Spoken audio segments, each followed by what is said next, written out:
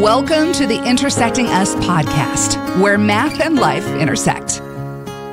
In today's podcast, Dave and Brian bring on guests Charlie and Prabal to discuss actuarial mindsets in business and life.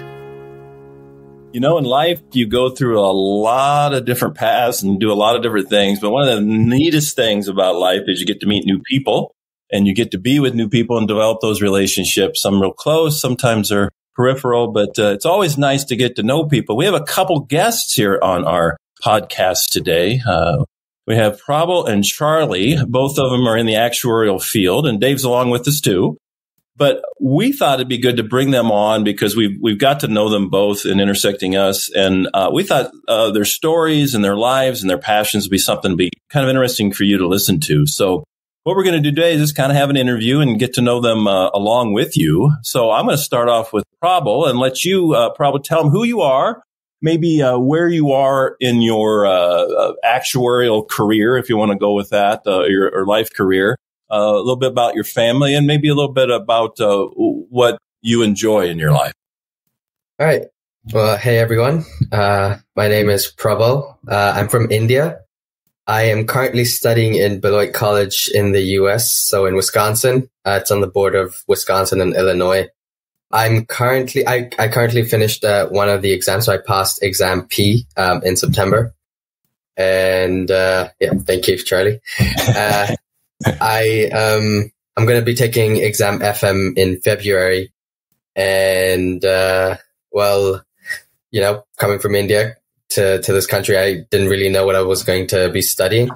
I initially wanted to get into data science, and a friend of mine just in a conversation mentioned actuarial science, and I had no idea what those words meant. And every time I thought about insurance or people talking about insurance, it was pretty boring most of the time. So I never really got into it. But, just listening to what the field entailed and how it works and what's required to succeed in the field, I realized that, it's something I'm already pretty decent at. I love maths, and I've always been, I've had a knack for maths since, I guess, forever. And it seemed pretty straightforward to see how my skills could be used in this field. And I met with Charlie through, my inquiry in the field of actuarial science. And, I just thought maybe I'd just give an exam and see how it goes. And, worst case scenario, I pass it and I don't like it. I'll just put it on my resume for something else I might like. But it's been 9 months and I think I'm going to stick with it. And I'm excited to see where my actuarial journey goes. So thank you for having me here. Yeah, it's great to have you. And we'll be asking some more questions about kind of your background and how you got here and what the difference between cold Wisconsin and not quite as cold India is.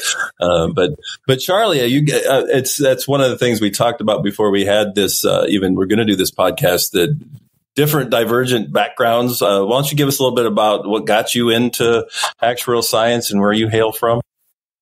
Yeah, I grew up in Chicago and I attended Illinois State. I was originally studying psychology, but I had always had an interest in mathematics. I loved the objectivity of it. I loved the logic.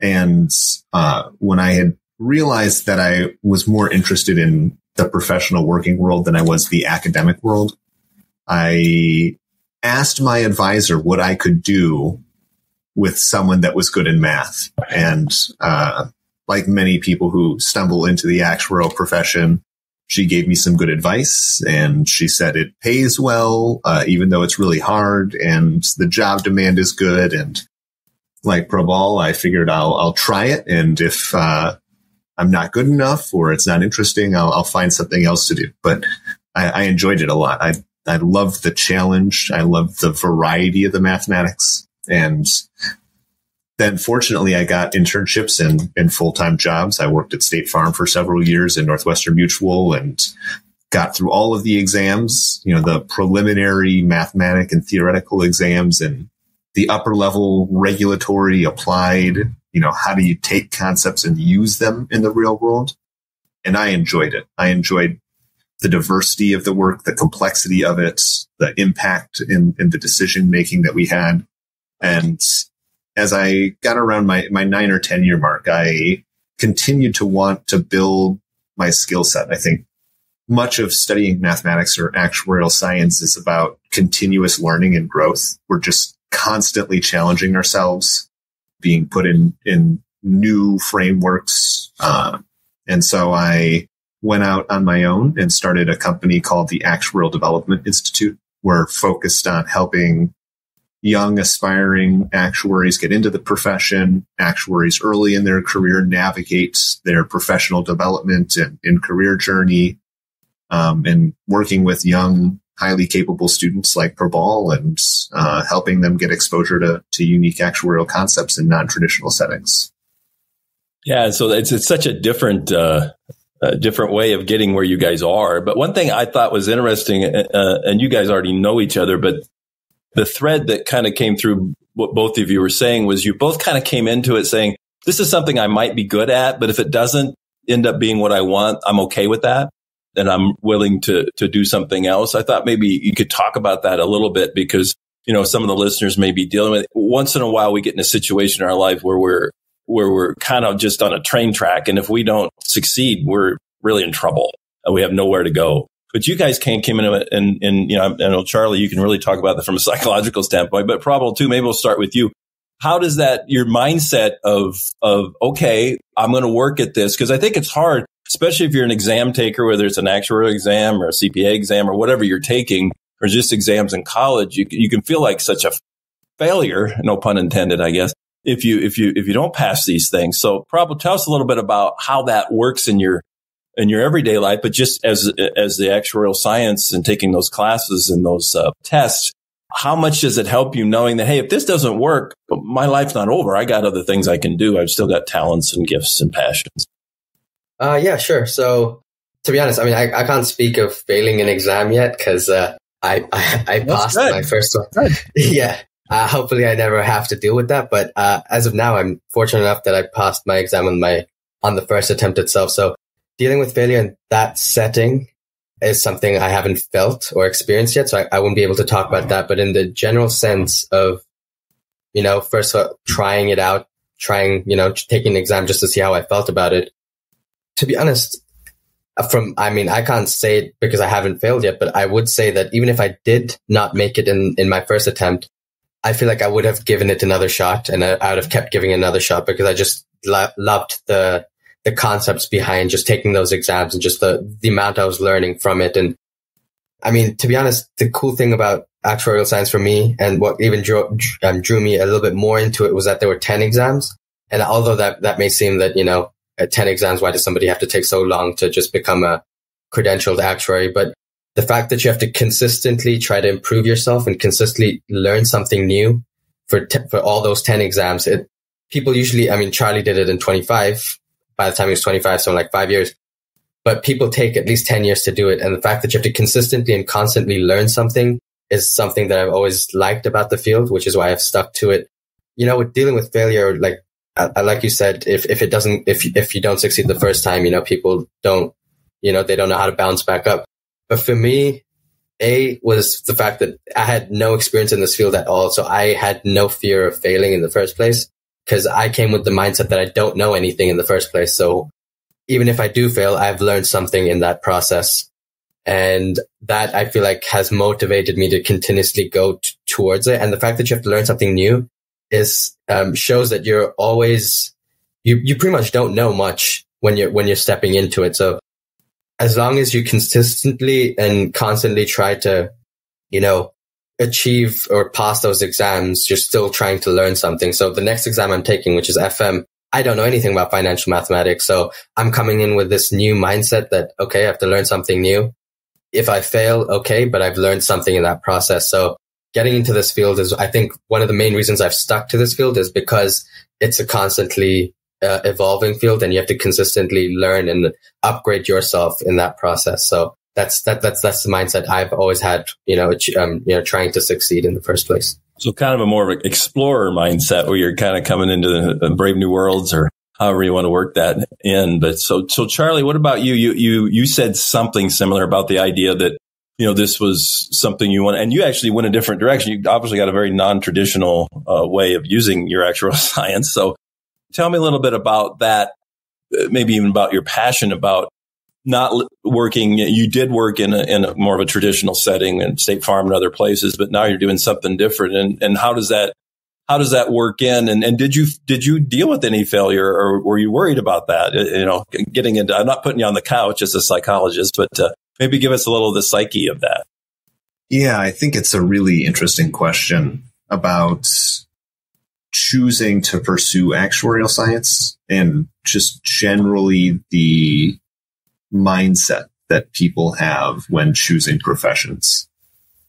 The first part, that they're kind of, two opposites, where one is the comfort with risk and doing something uncertain about your future. Mm-hmm. Like actuarial science is difficult, and with relatively high probability, you will face failure and adversity in that process. So being willing to try something that you're almost certainly not going to be good at is scary and intimidating.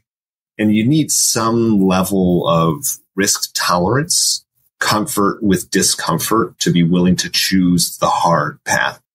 And I would imagine most people on this call, having done the various things I know we've done in our life, understand the value of choosing the hard path. And I think even starting down a hard path, it reassures us with this idea that we're not committed. But on the other hand, to become an actuary is to pursue something that has inherently a lower risk as a profession. So, I want to do this because of certainty, because I am confident that I sure hope I'll enjoy it because it aligns with my skills. And so, I think it's an interesting, question you asked there about the comfort with failure. Because I feel like actuaries on one hand have to be comfortable with failure in the process, but we also tend to choose it because we don't like uncertainty. So it's an interesting balance that actuaries probably strike in their pursuit and decisions to pursue it. And then to your second point about why and how I use and think about actuarial science differently. We had a presentation recently from someone who described a different way of looking at the world. And I really think that is such a good concept for becoming an actuary. Each profession, as we go in and we learn about kind of the fundamental ways of thinking that make us experts, right? Expertise and specialization is valued in society today. As we develop those specialties and expertise, we tend to think about things far outside of our profession in that same framework. And as an actuary, I saw risk and option pricing differently. What are the downsides versus what are the opportunities? And am I comfortable kind of walking through a scenario analysis of what could happen? Am I comfortable with those outcomes? And it has to be somewhat disconnected from your emotional intuition. I think that's the important part about practicing actuarial science, is that we have to be comfortable that there are a certain number of outcomes. We can't know it. Certainly, we can't for sure know what that outcome is, but we have to make informed decisions given the available data that we know. And that framework applies so much outside of insurance and to the rest of our lives. And I've had so many conversations with actuaries about how they take that mindset of opportunity and option cost and use it to make interesting and strategic decisions in their own lives. Well, I think the decision making is such a big part. But Dave, I'd like to get you in here. I know I want to talk more about the decision thing, but one of the things you said, Charlie, I think you alluded to it too, Prabal. The idea of the failure is not something that you really worry about, but you have to deal with it, the possibility and the risk. But I know, Dave, we talked about in past podcasts about there's some studies that you even talked about that there's actually some benefit from maybe having some mistakes along the way. But that might be something you want to talk about. But I know you got some questions for these guys, so I want to let you get in here and start. I do. I've really enjoyed listening to them, but I'm also looking forward to picking their brains because I know there's a lot of good stuff in there. So maybe I'll start with Charlie. I know you've got a really good short answer, elevator answer, so to speak, as to what makes you really tick at ADI, because ADI, Actuarial Development Institute, is something you started from a blank sheet of paper. Took me quite a while to get my arms around like what you were doing, and I'm non-traditional myself, and so very creative. And as I've watched you develop your business, I've learned more about what you envision in the future, because I think you saw the future and saw a better future for other actuaries. And so what is it that really makes you tick to take the chance of, leaving the comforts of a insurance company to start your own business? One really great wife. It's a good start. That makes a big difference. I wanted to help people. I saw that there were changes happening in the profession. The number of people pursuing it was going down. Job demand was going up. So I had I saw there would be a business opportunity, but also I feel very fulfilled helping level the playing field, where depending on where students attend university or their economic and historical backgrounds, they might be approaching, the actuarial profession from very different, resource systems and backgrounds, and figuring out ways to make it so that people that have the skills necessary and the work ethic are on level footing, regardless of where their starting point is. Yeah. Yeah, that's cool. And I know when you hear back from your students and they tell you that, hey, I've got this job that I pursued while going through the ADI program, and it ended with a job offer, that gives you a lot of thrill to kind of realize that you were part of that journey. Yeah, we've talked about this. Like, how do you point to tangible moments that reaffirm that you're doing the right thing? And yeah, that's a big one. Right. And so now we have a tangible person here with Prabal. And first thing is, the audience probably doesn't know that, Prabal, that you're actually part of this podcast venture in a very real way, because you actually take the raw files that we have and you basically massage it and tweak it and put some creative touches on it. And you're the one that puts the finished product out there. And so for those of you who enjoy listening to our podcast, Prabal is one you can really thank for doing a lot of the work behind the scenes. And I got to basically know about Prabal through Charlie's, but I've never heard the story about how Charlie and Prabal got connected. So Prabal, maybe you could share a little bit about how you got connected with Charlie. Oh yeah, sure. It was a really, serendipitous moment. It was really like out of the blue. So in March of 2023 is where I started developing an interest for actuarial science after somebody mentioned it to me. And the person that mentioned it to me had a few friends who are actuaries already. And, I kind of understood what the process was of becoming an actuary, what the current or career trajectory looks like, how I'm supposed to get from point A to point B and all that. And surprisingly, in my college over here, although we had a few people take the exams and they actually had funds associated or for people who wanted to take those exams, nobody really talked about actuarial science. And I started, talking to my professors, talking to my advisors about, hey, I'm kind of interested in this. Is there something you can help me with? And they didn't really have a lot of facilities, but out of the blue, Charlie, emailed our college, the math department, telling them that, he's developing a program for students who are interested in actuarial science. And, he just wanted people interested in it. And, a professor sent the email to me, and at that point, I wasn't even looking for, some sort of job offer or, looking for anything other than the fact that I just needed somebody to show me how I'm supposed to study for these exams, because I knew I had to take the exams. And I just wanted to take one exam to see how it was, but I had nowhere to start. And, people told me about coaching actuaries and all that. And I was looking into it, but I still didn't really know much about what I was supposed to do. And I talked with Charlie, and, he was just saying how he could help me get into, get a coaching actuary's manual and all that. And we just had a great conversation about maths and, careers and why I was trying to take an actuarial exam. And I told him the same thing I told you guys is, I didn't see any downside in taking an exam. I just had to study for the summer. And if I took the exam and if I liked, the setting and what I was learning, I'd continue. If I didn't, again, it'd just go on my resume. And he told me that he asked me if I passed an exam at that point, and I said no. And he said, "Oh man, if you did, I would have, offered you a job like right now." I was like, "Oh, that's amazing." But I wasn't even looking for anything. And, we kept in touch. And after my exams finished, I asked him, how am I supposed to get that coaching actuary stuff? Because apparently if you formed a club in your campus and then you could have some affiliation with coaching actuaries and you'd get the material for free. And that was what I was going for, but I didn't have anything at the time. And out of the blue, after, constant, around May 15, 16, Charlie just he didn't even tell me. He just sent me an interview. He's like, "You have scheduled an interview." I was like, "Okay, cool." I didn't know what the interview was for, but I was like, okay. So I talked with a few other members in ADI. So I talked with Owen, and I forget who the other person I talked to was. It was Owen was one of the main people I talked to.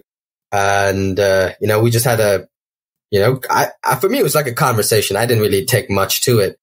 And then Charlie gave me another interview with him. And then we just, again, talked about some other stuff. And then he's like, "Yeah, I'd like to offer you a position. I know you haven't passed an exam, but you seem like, you're driven and you will take an exam. So, that's good." And, that's how I kind of got to know about Charlie. And then I worked with him over the summer.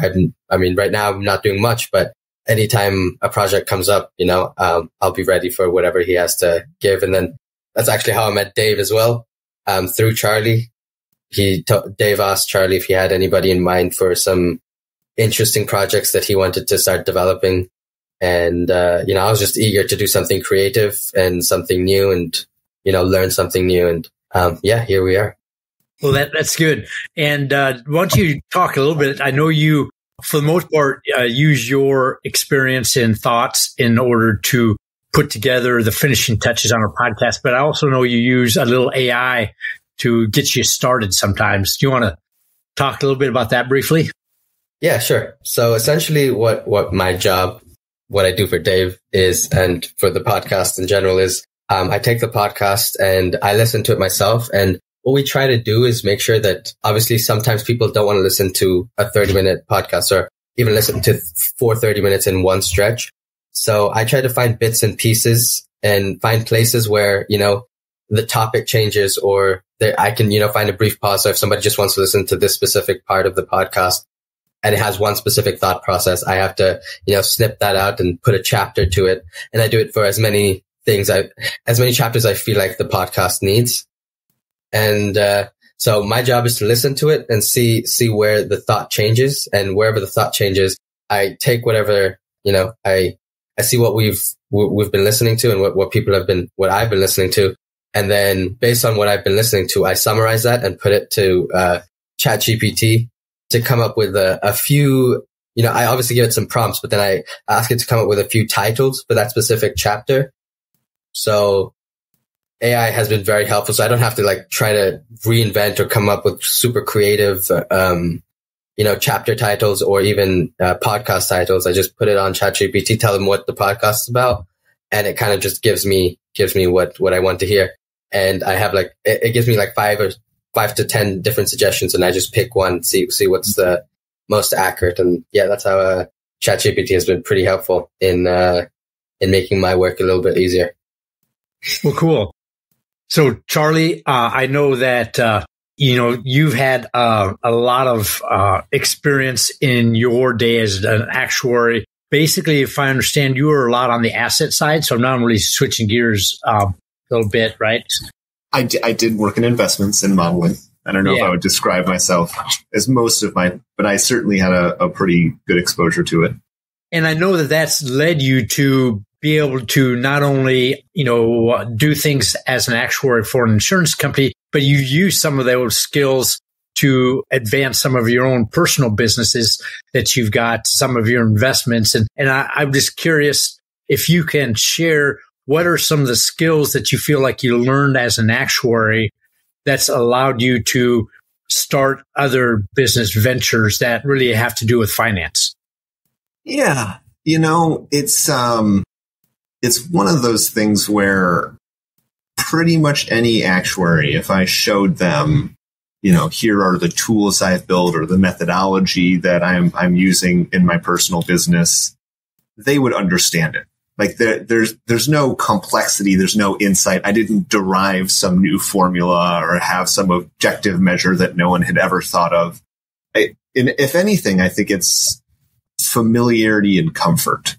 And what really opened my eyes to opportunity set was working on the asset side.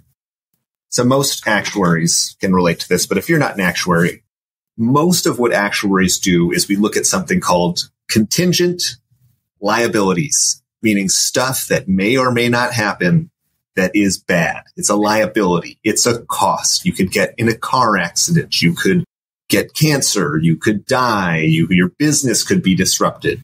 We look at protection, insurance protection that may or may not happen. What's very interesting, though, is that same mathematics and framework for contingent liabilities works on the contingent asset side, meaning we invest money in things, bonds, stocks, real estate, and they will perform within a realm of possibilities. And I was amazed on the asset side, one, just relearning some of the math that's used on the asset side, but not liabilities, but mostly the same mathematics was there. And as I saw and executed programs that were large, sometimes that tapped, hundreds of millions or billions of dollars, I was amazed that many of the same risk analytic tools I had learned to use in my actuarial training were used there. And so it prompted me to question about how I could learn to apply those same mathematical principles in my personal life, in my own personal investing. And, there's a couple of them. I don't want to get into too much detail, but maybe three key concepts. The first one was about like risk pricing, right? Like every actuary knows about risk pricing. How risky is it? How much should you charge? So looking at assets that had uncertain future values and cash flows and trying to estimate their value, their price today. The second one is about asset and liability management, which is, we have liabilities that companies do, uncertain cash flows we owe in the future. So we want assets that line up. So when a bill is due, we can pay it. It's kind of the premise of every, good business. And so I use asset and liability management, working with debt with banks and assets that we own to make sure that they line up, that their cash flows match. And then the third one, again, concept that every actuary works with is diversification, making sure that the exposures we have, the risks that we face are not related. So when one bad thing happens in one place, it probably doesn't happen in the other place. And, looking at scenarios of, what could go wrong in all the places at the same time, and how do you prepare for that and protect against it? So again, I'm trying to keep it as abstract as possible without getting into detail. But I would say that every actuary, having heard what I said, goes, yes, I know how all of that stuff works. Can explain it in a decent way. Right. Okay. Well, Brian, I think we're probably going to be wrapping up our first episode here. I know I'm pretty excited about the second episode because we got some big things coming. How do you think we should wrap this up here? Well, for this one, I think we've got started with what we wanted. We got to know these two guys pretty well. But when we go into the next one, I want to maybe, one of the things that you guys are talking about is making decisions. That's kind of what this is all about, isn't it? As whether you're an actuary or a college student or a fry cook, you got to make decisions, right? And how does one do that?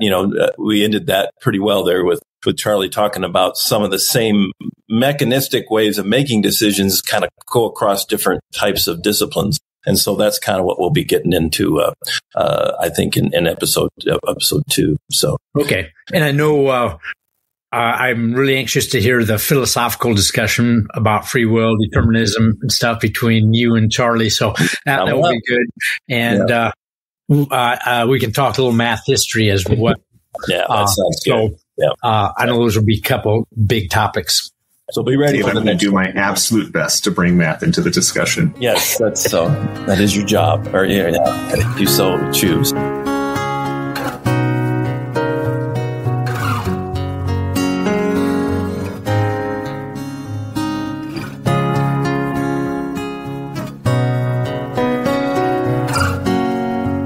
This has been the Intersecting Us podcast.